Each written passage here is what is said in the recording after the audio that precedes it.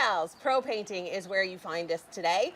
I am here with owner Renee, and we're talking about how to get your home ready to do some painting. You're going to cover a lot of great tips and tricks for us today, aren't you? Yes, absolutely. Okay, what are we going to start with? Well, first we're going to start with pressure washing the house because we always want to make sure that we take the dirt and the debris off before we put on a paint.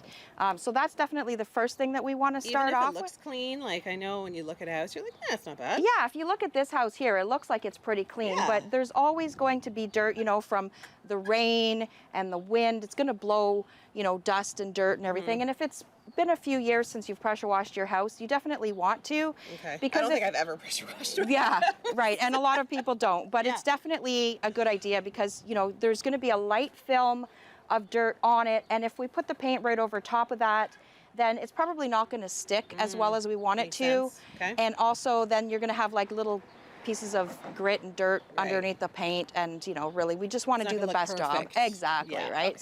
Okay, so what's next after that? After we pressure wash, then any blemishes, imperfections in the brick that we want to fix, we want to do that. So if there's holes, maybe you had a garden hose that you took down off the wall and we want to fill those holes, or maybe there's some little gaps or cracks in the brick, you know, the mortar's fallen out over so many years. We want to fill that. We want to caulk around window frames and all of that kind of stuff. So that's going to be the next prep that we're going to do before we actually apply the paint. Okay, and then we're going to show you how to apply the paint. We're going to be talking about putting paint on vinyl, whether you want to or not, and what the right product is to use. But first, Seth, let's get this thing fired up. Let's start showing people how you guys would come in and you would power wash the house. There's lots more coming up on Morning Live. You don't want to miss it. All right, we're continuing some of the outside preparation on what we need to get done before we paint the house. We're with 2Gals ProPainting, and Maggie is an expert. She is chiseling away what looks like something was once stuck there, I'm assuming, Maggie? Yeah, this would have been old sealer. As you can see, there is sort of a frame here of where it hasn't been painted, so that whatever was on the exterior has been removed, and we're just gonna clean it up and get it ready for priming. Okay, so you chisel all of that stuff off. Yeah, we're gonna chisel away all this extra stuff. You can use other tools. We're going to be cleaning up anything that's rough there that might be too extra. Shave that down.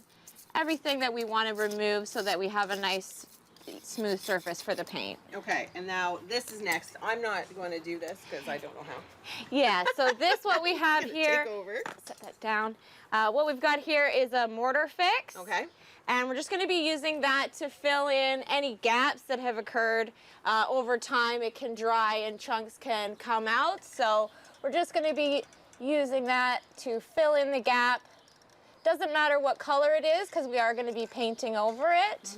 And I like to use my finger. They do make tools for that, but I find that I get more control just using my hand and then wiping it off on a rag. Okay, what else do you need to do to make sure that the house is prepared before you start painting? Generally, we want to prime any unpainted surfaces. So because this is exposed brick, it's not painted like up above. Oh, that's right. So if you see this part's been painted, but this hasn't. So we're gonna have to do a full coat of primer, and that's gonna help our paint bond and not cause any chipping or flaking in the future. Okay, what about these tiny little holes? Again, we can just be using the same mortar fill, anything that we wanna do, and then we just wipe away the excess.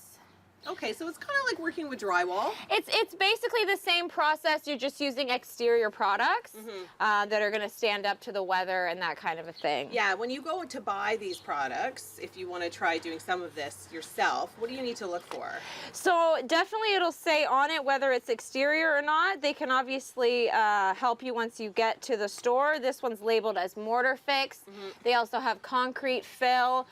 So depending on what your home is made out of, you'll be able to get the right one to fill the product that you need. Wow, you can tell I'm just totally clueless when it comes to painting your house, but we've got lots more coming up. We are going to be doing some painting. That's just a habit. For now, I'm going to send things back inside the studio. Yay, we're painting! We've made it through the preparation stage with 2Gals ProPainting. I'm here with Leon now.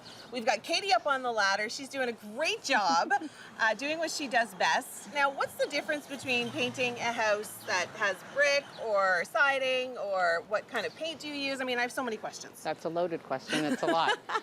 Right now, Katie is painting painted brick. So we can use a different product. We can use the diamond exterior satin matte because it doesn't need to be absorbed. It doesn't need to be primed. It doesn't need to be prepped. It's already been painted. Okay. So this is fairly easy. But on the other side where you saw the unpainted brick, we would use a totally different product. It's a high building product. It's called Permacrete, and it seals the brick, the masonry, cement, that kind of thing. It doesn't peel. It's sort of an all-in-one product. Okay. Now, what if I was painting siding or like a limestone? Is it different? Well, no, the limestone you would probably use the Permacrete as well. Okay. But the vinyl, like we have at the front here, vinyl's a little more tricky. Okay. So you need to use certain colors. So when you have a color like Renee has that's sort of a taupe, you can't go any darker. You need to go lighter because when it gets trapped under a darker color, it can warp the vinyl. Oh. Yeah, so there are certain colors, but again, you can use the diamond exterior. Yep. You just have to choose your color safely. Okay, and you know, when you're painting the brick, is there specific conditions or temperatures that are better for painting than others?